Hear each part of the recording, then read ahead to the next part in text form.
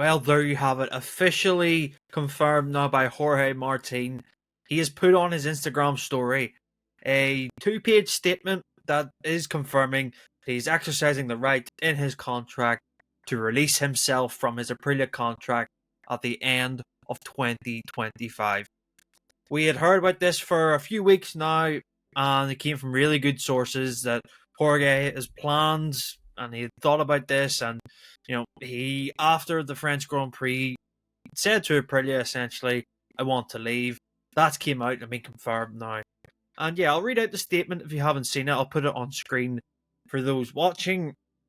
It says, "Hello everyone, I would like to share with all the fans, media, and people who followed my career a clear explanation about my situation at Aprilia. At no time have I ever breached the contract. When we signed it, I agreed with Aprilia that if certain circumstances were not met, I reserved the right to decide my future for 2026. This was an essential condition for me to accept the contract proposal they offered me at the time. When I made the decision to change manufacturers last year was to have the possibility to test the bike in real circumstances and understand the team and its working methodology. In this way, I could feel comfortable with signing for 2 years instead of 1, and so we included that condition.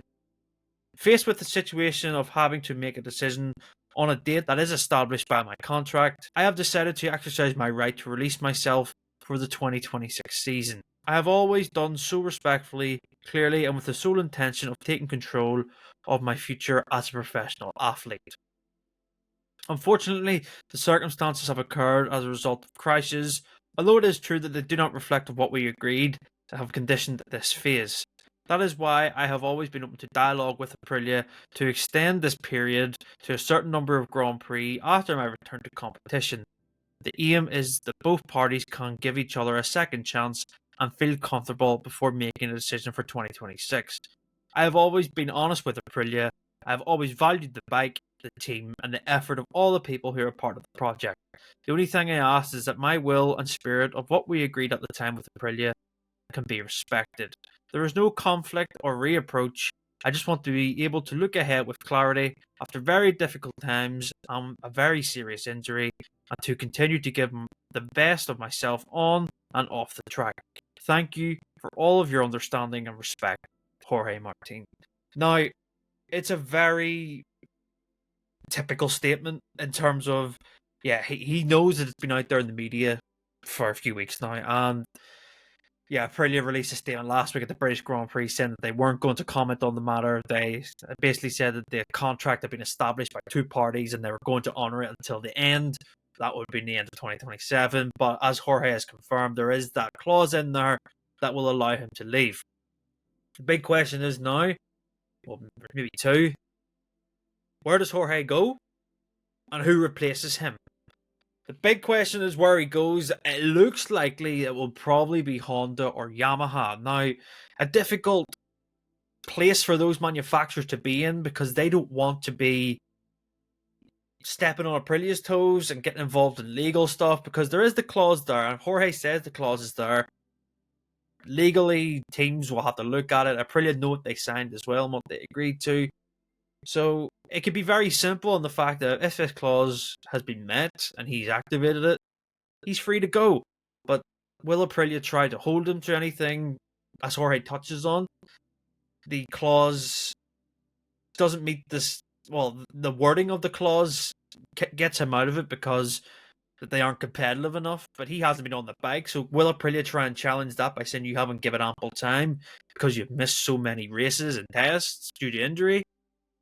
Who knows? But it seems like that the two are going to hopefully meet in the middle, draw a line under it, and that'll be it for Jorge Martin's story with Aprilia.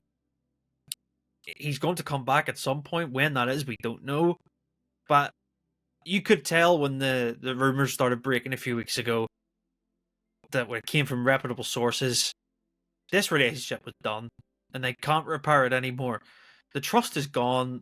And Jorge seemingly has made his decision by activating the contract clause, and he'll be on something different next year. Honda, I think, will be in pole position to sign him. Who they replace, will it be Luca Marini. And while I'm on that, Luca Marini suffered a really nasty crash at Suzuka when testing for the Suzuki LR team. He has got a list of injuries. He's not in a good way, but he will recover. Posted on his Instagram a photo of him in the hospital.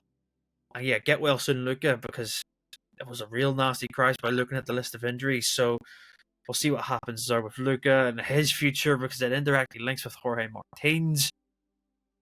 Will Martin take the seat of Marini? Will Johan Zarco have something to say about that in the factory setup? Who knows?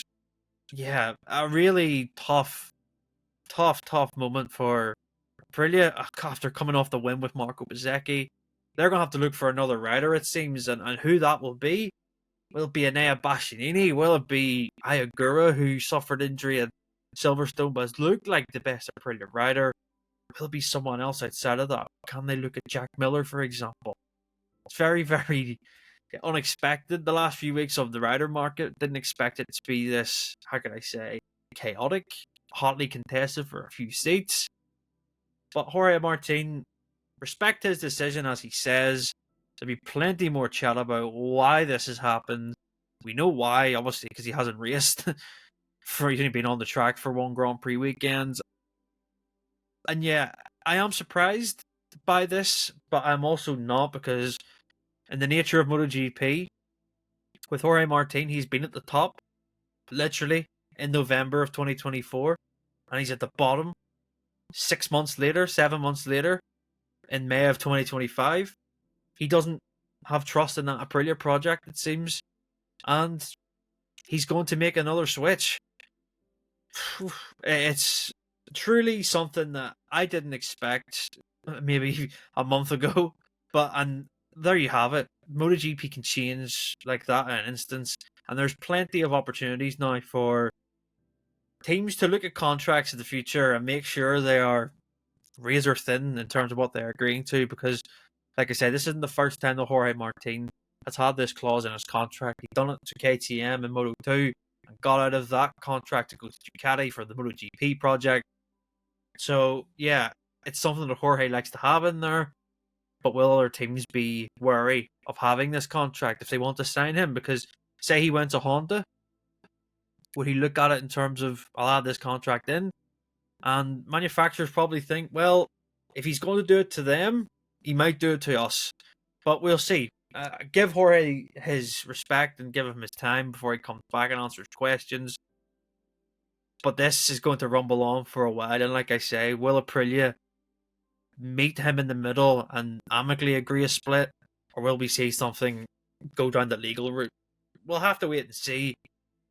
But there you have it. MotoGP, even on its off weeks, has the stories that come out. And yeah, always keep us interested in the world of motorcycle racing. And we have the first big move of the 2026-2027 rider market. Essentially puts Martin out of cut with everyone else. But that's it. If you enjoyed this video, make sure to like, subscribe. We'll be back for the Christ MotoGP podcast next week. I'm also was going to release my interview with Joan Mir today, but as this story has broke, the Mir video will go out either tomorrow or on the weekend, so I'll give you something, bit of a bonus podcast to listen to. And yeah, take care, and we'll see you next week.